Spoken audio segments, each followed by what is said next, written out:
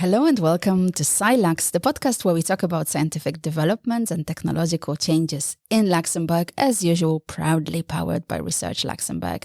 And in today's show, we have two guests that I'm very, very happy to introduce. So first of all, we have Dr. Carol Martinez, who is a member of the Space Robotics Research Group, SpaceR, and a mechatronics engineer with a PhD and Master of Science in Robotics and Automation.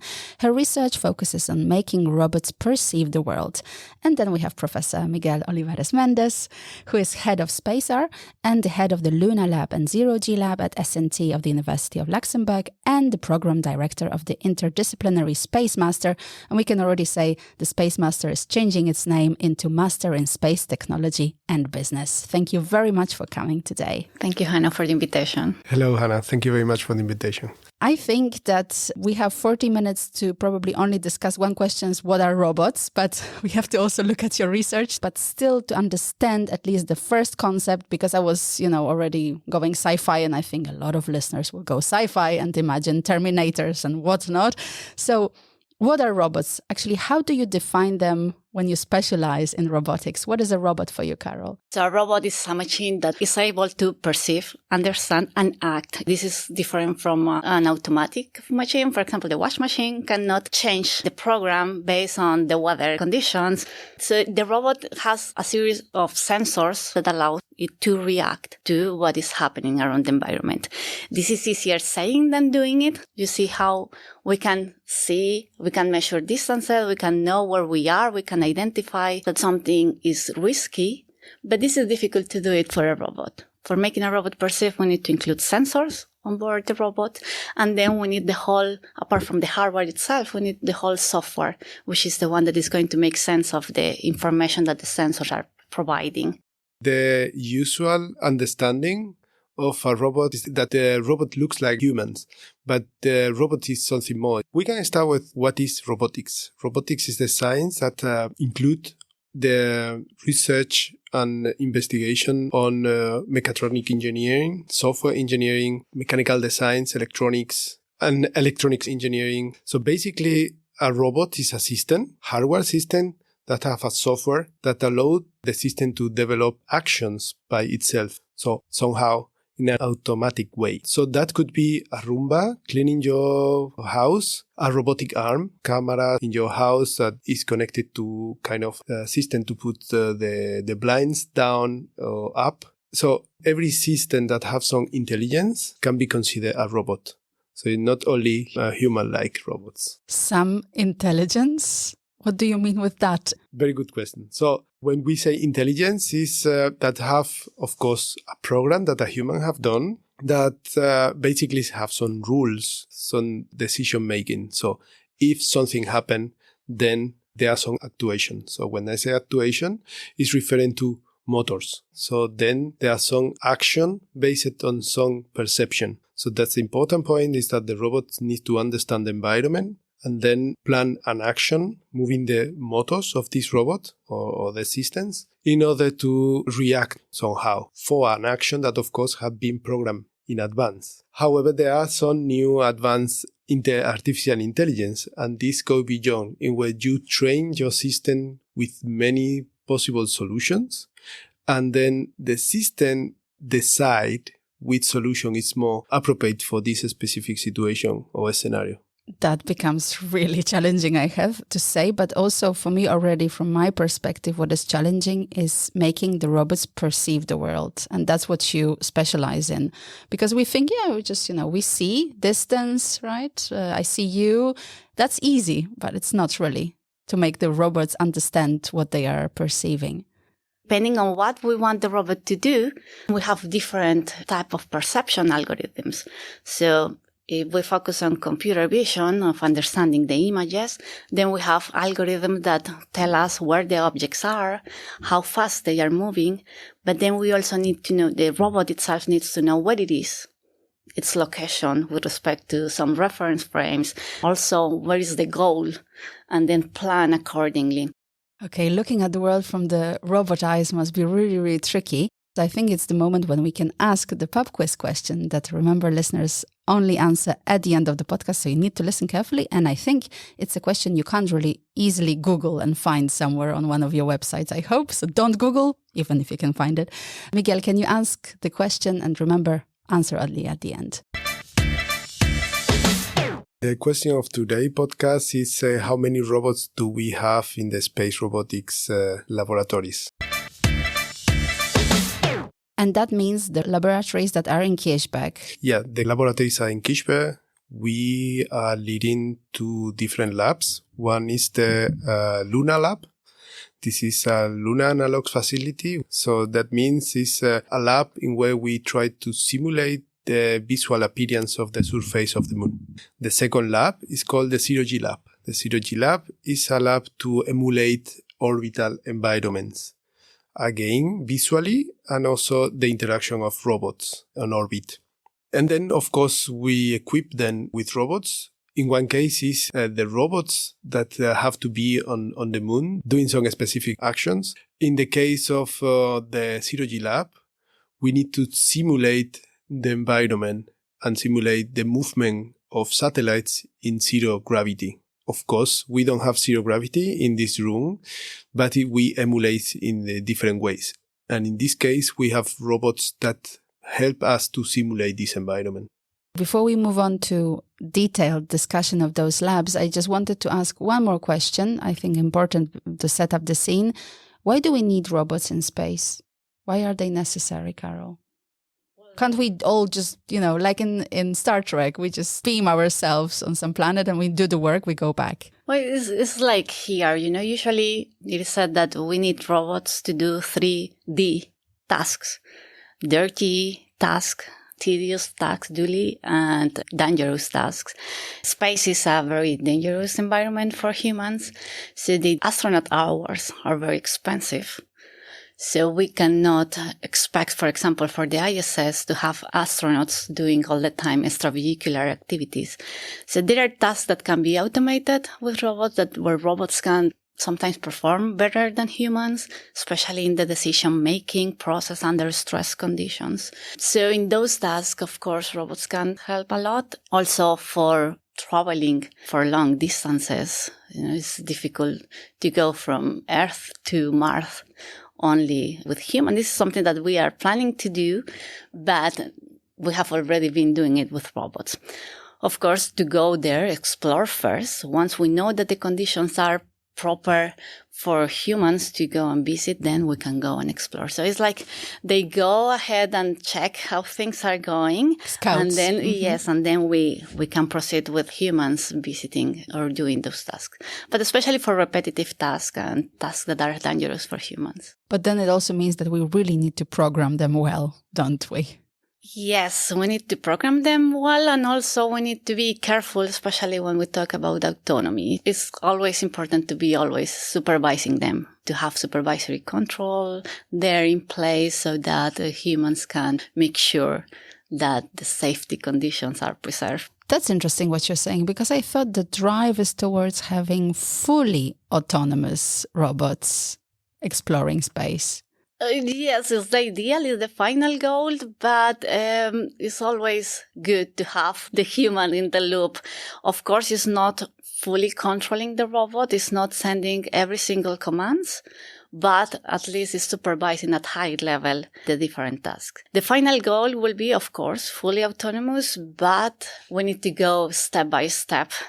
And once we know and we are sure that the algorithms are performing properly, then we can be going up into the autonomy levels that we have. And one way of making sure for the algorithm to work well is actually to have the labs that you mentioned, right? So the place just around the corner in Kirchberg to check whether your applications actually could potentially work because, well, you said it's an analog, right? It's an emulation of the environment. Exactly. So in the past, people were doing tests in simulated environment, but of course, you can simulate some part of the environment, but not all of them.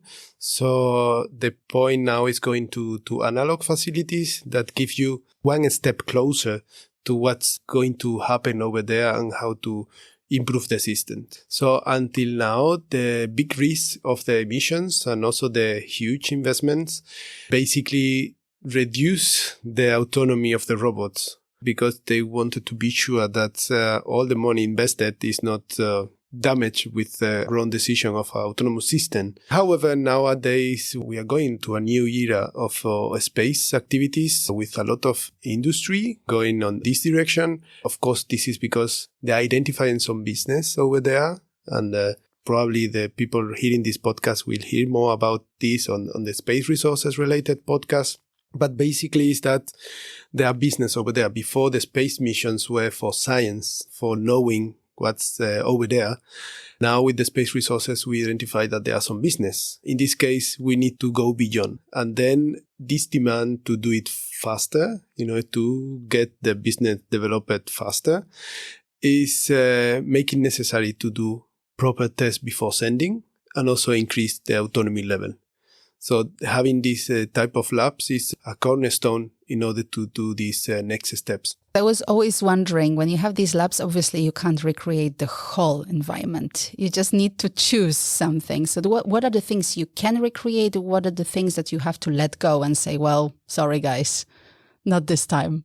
Yeah, exactly. So also that depends on what things the research group want to focus. We as research group cannot focus in all the activities that you need to solve in order to have robots moving nicely and not damaging themselves or doing the job properly. There are some, for example, how the interaction of the wheels are with the environment. So this is called terra mechanics. We don't focus on that because we don't have regolith simulant. This regolith is the dust of the moon. We have basalt that have very similar visual property. So what we focus is on emulating the visual property. We don't emulate low gravity of the moon. So that could be done with cranes and then you have it up and down.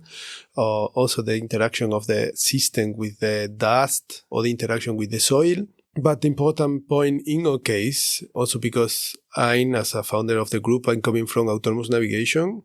That means how to understand the environment, how to plan a movement, and then how to develop the control approach to follow this movement. And this is what we try to recreate. So that's the visual appearance. And of course, to simulate the visual appearance, so we simulate different kind of scenarios with more rocks, with less rocks, craters, hills, or more flat landscapes that could be present in the moon. And that's the photos that maybe some of you have seen. The additional thing, I think if you had the real simulant, you would not let anyone in, right? Because it's pretty expensive, isn't it? It's not because if it's expensive that it is. Also because we have 20 tons of basalt. Having 20 tons of simulant, regolith simulant is going to be costly. But it's also because it's very dangerous for humans to breathe. The regolith simulant particles are really, really small and they are crushed. So they are not rounded. Yeah? And then these very small particles can go on the limbs when you breathe it. And that can make some damage over there. So the point of using regolith simulant is that we really need to have an environment protected. And well, the Lunar Lab is in a basement. So that's complicate things a lot. But also because we wanted to focus more on the visual appearance and also the health of the researchers. So we take the decision to use basalt with also a higher granularity. So we talk visual Lunar Lab. So it comes to the perception, and you already mentioned a little bit the perception algorithms, as you called them. So I want to know, what are they and how do you actually just tell the robot, okay, see and react? Go and see. We usually talk about computer vision. Yeah, this is one of the possible perception algorithms that is making robots see. Okay. And it means a lot of cameras. One camera. Mm-hmm. You can use as many cameras as you want, but then it comes at a cost, because then you need to be able to process all that information to extract meaningful information. That then is when, of course, this is one of the constraints of the perception algorithms, because you can say, okay, I will add as many sensors as I can, as many cameras as I can, but then you need to process. And for perception, for robotics, you need to process in real time, because then the robot needs that information to act and to react. So that's one of the challenges here, that is that you need to be able to provide trustworthy information, but in real time, so that the robot can make decisions of what to do. But then if you're talking real time and space and the delay. Yeah, exactly. Okay. The delay is if we are planning of sending the information back to Earth, process it, and then sending the commands back. So then it's not feasible, or it's feasible, but then the level of processing is going to be very basic. But if we are talking about processing many images, for example, then we need to think that all the processing should happen on board. So we should have computers on board that are reading that information, extracting relevant information, and sending the commands directly to the actuators of the robots there in place.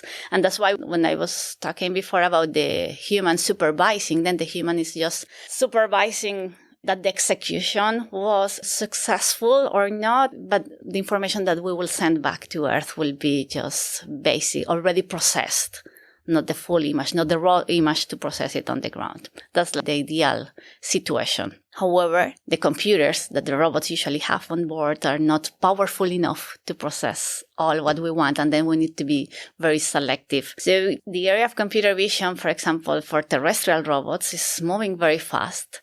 We are able now to do amazing things, detecting objects, following objects at the same time that we also know what objects are there. This is a table. There are some trees here. The path is here. However, doing that for robots in space is going to be more challenging, especially for the processing time, for the computational power that is required for doing that. So you mentioned what we are already able to do. And I think this computer vision is one of those fields that I guess most of the people have heard of. But it's one of also those fields that whenever I go to a conference and someone presents what we've just done, everyone is like, oh, we're doing it already. So it's amazing. And I think it's the technology is just going crazily in advance, although space is the next frontier, let's say. And also applying that into robotics is still moving slower than the computer vision field itself. Why is it slow? As I said, because at the end in robotics, we need the interaction of other components. So in computer vision, if you are, for example, only detecting images, you have a camera connected to a computer and you want to recognize people, you can put high computational power on that computer and it's able to do all this. But then transferring that model into the computer that is on board the robot, maybe you are not going to have as many GPUs as that computer has on board the robot. And then I need not just to recognize the person, but for example, if I want to approach Hannah, I have the robot that can recognize Hannah, but based on that, I want to send commands to the motors so that it approaches. So that interaction between what is perceiving plus the actuators plus the planning is that makes things harder because it has to happen very fast. I was laughing the other day. My son was turning on his tablet and he was like, oh, it's not turning on. And it was just 1 minute, right? And I remember, I'm sure you remember those times when you would turn on the computer, go make yourself some coffee and then come back. And maybe there was a chance that Windows was loading or not. So things have changed a lot. But Miguel, you mentioned that with AI, as we say AI, or maybe better machine learning or deep learning or whatever, it's going faster, right? So also in this case, what Carol mentioned, that the loop is faster thanks to the models we can create? Yeah, that's a very important point what Carol mentioned, that things need to happen fast. So computer vision itself can use data already recorded and then you run it in his supercomputers, or even the computers that you have in your office could do it, but not those ones that are on board the robots. And then they need to process and react in a way that is a time that we are expecting to have this reaction. We cannot expect that the robot is coming to us, is detecting, and it taking 3 minutes to recognize ourselves. Then we will leave. So, of course, machine learning is improving these timings, we said. You train in advance. That takes more time, and you can do it offline in supercomputers, even much more powerful than those ones we can have on desk. And then later, when the system learn, then you have this network that have the knowledge and that can process images much faster. And then we have these two phases. Yeah, the training in advance that can take more time and request more computational power. And then once it's trained, basically how this is working on the robot itself. And then, of course, they're developing quite fast and then, reducing the time. That is what, well, humans nowadays are very used to, as you mentioned, your kid waiting for the tablet to get on in less than 1 minute. Yes, totally. So, Carol, do you think that the future advance is more about the miniaturization, so the ability to actually put a really almost supercomputer on the robot, or it's rather just being able to process more data offline, as Miguel said, and then connect to the robot so it can work faster? So I think the future is in miniaturization. We need to have powerful computers that are smaller, that are lighter, and that can be carried on board. And we have already seen that progress. I remember when I started working on computer vision for aerial vehicles. And the things that we can do, we had to process very small images because the computers cannot process images that were bigger. And now we're seeing drones that can really work with high resolution images. So we have already seen that progress, and I think it will come sooner. And we will have this capability of processing the information from all these sensors at the same time and providing real-time data. Because it's not only visual data. When we talk about perception, we also talk about other sensors. For example, if we talk about robotic arms, we would like the robots also to have this sense of touch that we have. We humans, we don't focus only on images. We can close our eyes and we can interact with the world without seeing. So we need to be able to incorporate also this information into the perception algorithm so that we can have a better understanding of the world and that we can also know how to handle the uncertainties of the world. Because with the visual data, you don't get all the information. For example, you don't know how heavy is that object. Maybe if you have already interacted with it, you have already carried it on your hands, then you have this feeling and it's in your memory. But if it is the first time, you don't know it. Then you go, you approach, you touch it, you interact with the object. So being able to provide robots with those additional sensing modalities is what we aim at when working on perception for robotics, not only visual information. Okay, I got it. Thank you very much. That makes absolute sense. And it's true. I mean, all the human senses are so difficult to actually program into robots. And we have this tendency, I mean, when you see, as I said, a robot running or doing some tricks, as I call them, or whatever, everybody gets excited. But I think that people should also be excited about the abilities that robotic arms provide and whatever else. And I remember when I was visiting S&T, I visited the Luna Lab, and that's the excitement because it looks cool, right? For everyone, I think. And then you go to the Zero-G lab and you're a bit like, yeah, I don't have the knowledge to be amazed. So Miguel, can you tell us a little bit, why is it so great and what are you actually emulating there? Because, you know, it's Zero-G. So yeah, everybody could think, oh, so now I'm going to fly. No, that's not it. So what is it actually? So, yeah, I completely understand your question. So we have to explain more into the details, of course, Zero-G Lab than Luna Lab, because Luna Lab speaks by itself. But Zero-G Lab, the point is that we wanted to emulate orbital environments in different ways, because we cannot have a completely Zero-G Lab situation over there. So to emulate orbital environment, we have different ways to do it. One is having two robotic arms that are hanging on one on the ceiling and another on the wall. They are hanging both on a robotic rail. So the point is that if we want to emulate the interaction or the approaching of two satellites, so one satellite approaching an asteroid or any kind of space debris, then what we do is we put at the end effector of one of the robotic arms, we put the perception sensors. That could be cameras, infrared cameras, or also LIDARs or lasers. And in the other one, we put the mock-up of the satellite, asteroid, or debris.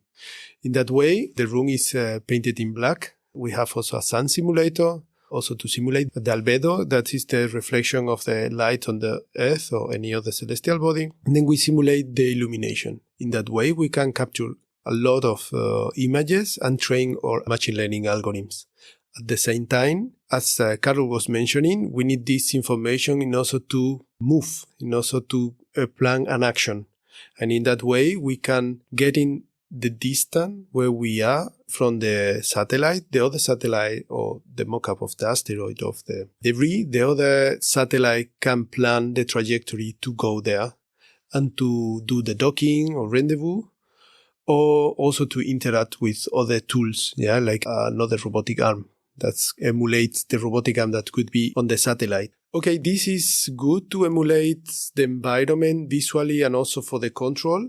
But then someone can ask, okay, but the rendezvous or the docking is not going to be completely realistic because the system, the satellites and the mock-up are hanging on robotic arms that have their own movement and planned movement. So how do you emulate the reaction of bodies on an orbital environment in where there are zero gravity? Okay, so these things we specifically emulate because we have a flat floor made by the epoxy, and we developed a floating platform. The floating platform, as its name says, they are floating. How we make it floating? We have an air compressed system that is blowing air against the floor and then generate non-friction reaction between the floor and the floating platform. In that way, we have two of them. When they are touching each other, then it's generating a force, and this force, since this is a frictionless flow, then it will react similarly like in an orbital environment, but of course not in 3D. We emulate this in 2D, and that's for the people to understand a little bit more clear how this is the action and reaction of these systems, robotic systems, is similar to the air hockey system, the games that we play with table that is blowing air and then the disc is floating. So it's the same thing, but in this case, we don't blow air with the floor, but we blow air with the floating platform. In addition, we have 8 thrusters, 8 nozzles that's blowing air in different directions, and that emulate the propulsion system of a satellite. So having 2 of them, we can plan the movement, of course, in 2D, in the plane of the floor, with considering also the rotation, and then approach. And when they touch, the reaction would be similar that if they were in an orbital environment with zero gravity or low gravity. Now, next time I'm going to visit, I will be more excited then, I promise. Because it's really not easy, at least for someone who is not an expert in robotics and the emulation of zero gravity, for sure. We're slowly running out of time, and I have so many questions here to ask. I don't know, we have to meet once again.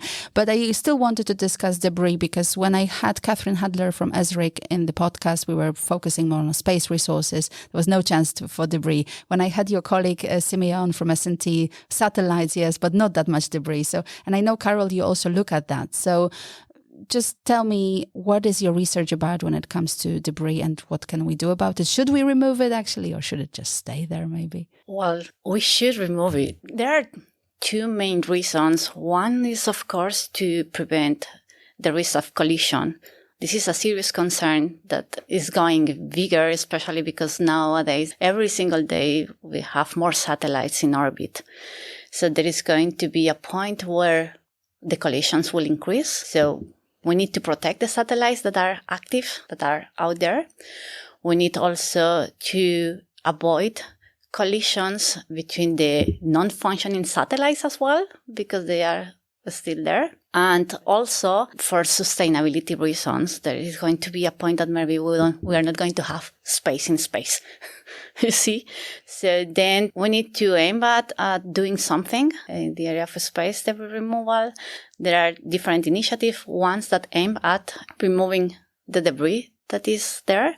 But of course, the new satellites that are being launched should also contemplate what to do after the end of their lifetime.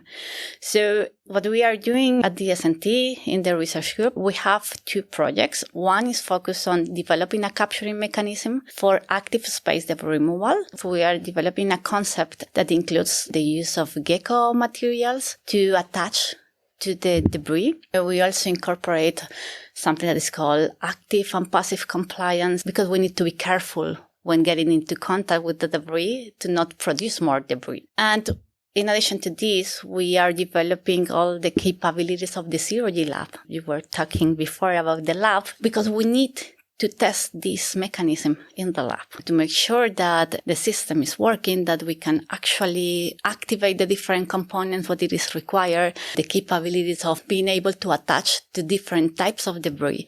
So in order to do this, we need to develop the capabilities of the lab that allow us to do something that is called software in the loop simulations and hardware in the loop simulations, where we will connect a simulation environment where we can actually have the orbital environment, and we send it to the real robots that we have in the zero-G lab, that they will emulate the motion that the simulator is commanding. And we can see that when they are approaching, if they get in touch, so those forces that you receive when the two bodies are in contact are transmitted back into the simulator, and the simulator is processing the data and sending it back to the robots. So what we do in the lab is that connection between the hardware with the mockups that Miguel mentioned before, with the software that is where we actually have the orbital condition, the orbital environment. And that's the first research project, but you said that no, too. Combination. They are connected, because in one we are focusing on prototyping, on designing the concept and designing the mechanism and prototyping it. And in the other one is how to test it. So they are connected. Very interesting, and fingers crossed for having some Luxembourg-based solution for that, because, well, it's a race as well. There are quite a few different companies taking care of that. And, with ESA looking right now more and more at sustainability, I think it's important that we also are there and doing something. So I think what remains is probably to answer the pub quiz question. And later on, I will also ask Miguel to tell us a little bit about the conference that is coming pretty soon. So, well, first of all, the pub quiz question. So, Miguel, if you can remind us what the question was, and then altogether we will try to answer it, I think. So the question was, how many robots do we have in the Space Robotics Research Group? So this, of course, is something that an answer could be valid now, but eventually in few months or years, it will change, because, of course, we are increasing. Let me tell you, we have 10 LEO robots, so small robots that people from the master are also using in the classes of space robotics. We have one bigger lunar rover called Robotics. We have one robotic arm that sometimes is connected to the Robotics rover, the big rover. So that makes 12. We have 2 robotic arms in the zero-G lab, 13. We have 2 floating platforms, 15. And then for other classes that Carol is teaching at the Space Master on manipulation in space, we have 4 small robotic arms. Remember that if ever there are any outreach activities, right now there is an amazing exhibition at the Museum of Natural History. You will probably be able to participate in some things where your group is also present. And whenever there's a science festival, whatever else, if you see a rover somewhere there, that's probably some of the people from your group. And of course, why not go for the Master in Space Technology and Business? I mean, that sounds so cool and so interesting.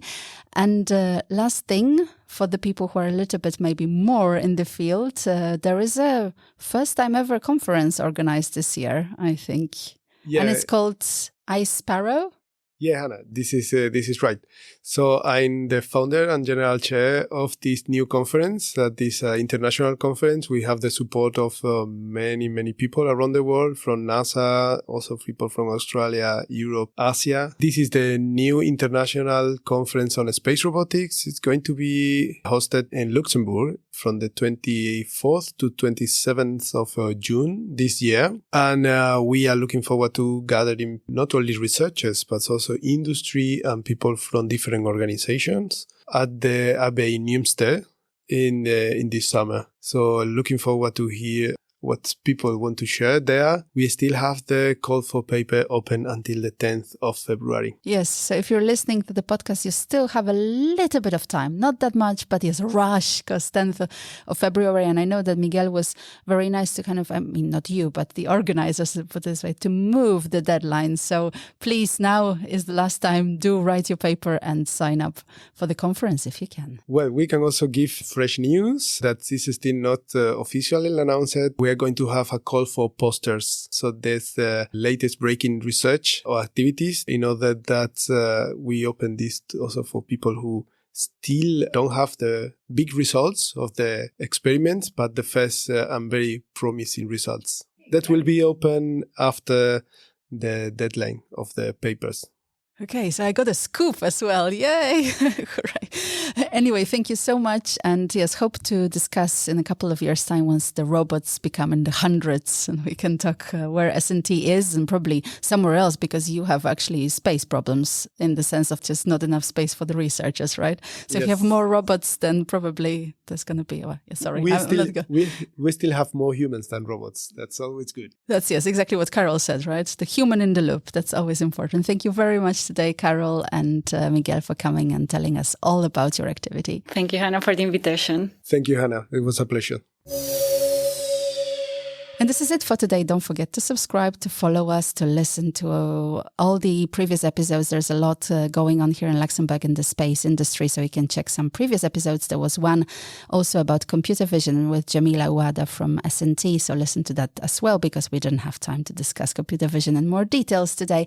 And of course, write to us on all the social media, suggest guests, contact me. And thank you very much for listening. This was SciLux, and my name is Hanna Siemaszko.